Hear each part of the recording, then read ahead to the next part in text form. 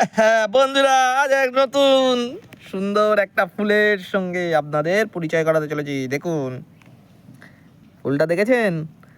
বলুন তো এটা কিসের ফুল? আপনারা বলতে পারবেন না, এর জন্য একটু জ্ঞান থাকা দরকার।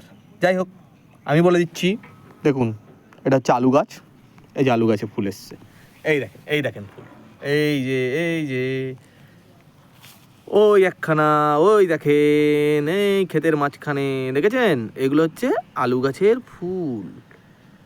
আলু গাছ লাগিয়েছি আমরা, দেখেন আলু গাছ, এই যে আলু গাছ।